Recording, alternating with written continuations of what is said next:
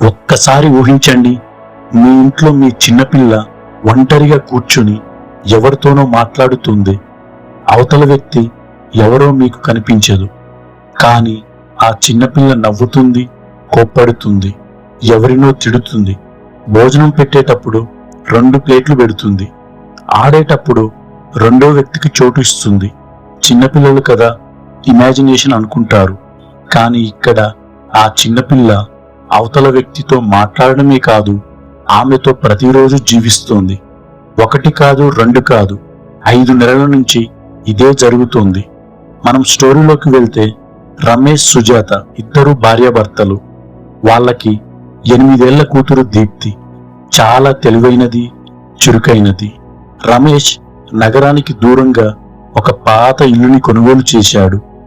ఆ ఇంట్లో అతను, తన భార్య సుజాత, కూతురు దీప్తితో నివసించడం ప్రారంభించాడు. మొదట్లో అంతా సవ్యంగానే ఉంది. దీప్తి చాలా సంతోషంగా ఉంది. నాన్న, నాకు కొత్త ఫ్రెండ్ దొరికిందని చెప్పడంతో రమేష్, సుజాత నవ్వారు. ఎక్కడుంది నీ ఫ్రెండ్ అని అడగడంతో దీప్తి మెట్ల దగ్గర ఉన్న ఖాళీ ప్రదేశాన్ని చూపించింది. ఇక్కడే నిలబడి ఉంది నాన్న, ఆమె పేరు అనన్య అని చెప్పడంతో రమేష్, సుజాత ఆశ్చర్యపడి, ఎవరమ్మా, అక్కడ ఎవరూ లేరు కదా అని అడిగారు. అప్పుడు దీప్తి, లేదమ్మా, ఇక్కడే ఉంది, మీకు హాయ్ కూడా చెప్తుంది అని చెప్పడంతో రమేష్, సుజాత కిడ్స్ ఇమాజినేషన్ అనుకుని తనను సంతోష పెట్టాలని హాయ్ చెప్పారు. అప్పటి నుండి దీప్తి అనన్యతో చాలా క్లోజ్గా మాట్లాడడం ప్రారంభించింది. ఆమెతో ఆడేది, నవ్వేది, కొన్నిసార్లు కోపంగా కూడా మాట్లాడేది. ఒకరోజు సుజాత గమనించింది, దీప్తి 2 ప్లేట్లు పెట్టి భోజనం చేస్తున్నట్లు నటిస్తుంది. ఇంకా కొంచెం తిను అనన్య అని ఖాళీ కుర్చీకి చెబుతోంది. రమేష్ కొంచెం భయపడ్డాడు. దీప్తి ఆడుకుంటుందేమో అనుకున్నాడు.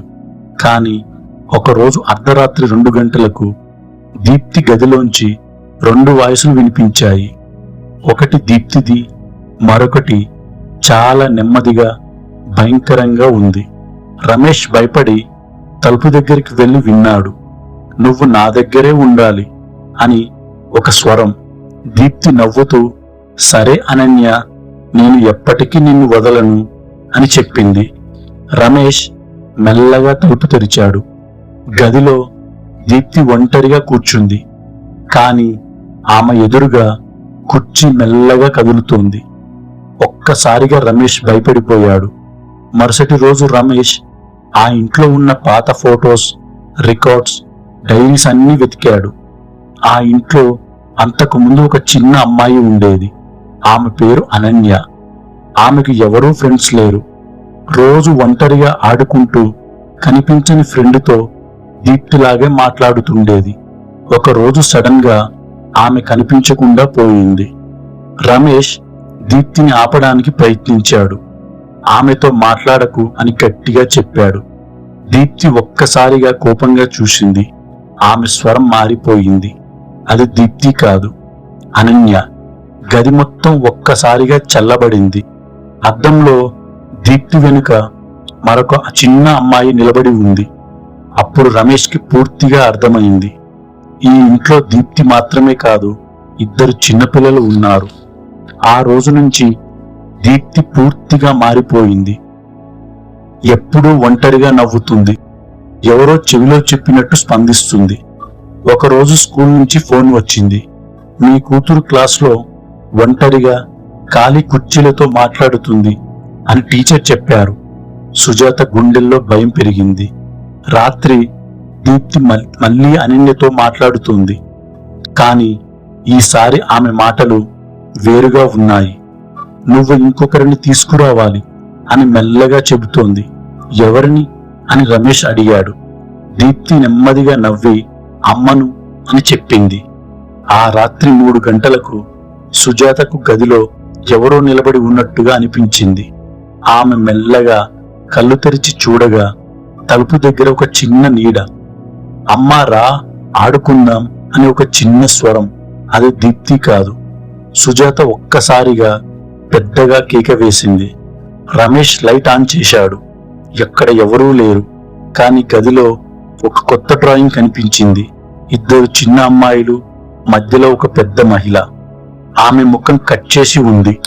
ఆ ఇంట్లో రమేష్ కళ్ళకు కనిపించకపోయినా అతనికి ముగ్గురు వాయిసెస్ వినిపిస్తున్నాయి. ఒకటి దీప్తిది, మరొకటి అనన్యది, మూడోది సుజాతది. ఇప్పుడు దీప్తి నాన్న అని ప్రేమగా పిలిచి, మేమంతా ఇప్పుడు కలిసే ఉన్నాం, నువ్వు కూడా రా నాన్న అనగానే రమేష్ గుండె పగిలిపోయింది. మీ అమ్మ ఎక్కడుంది అని అడిగాడు.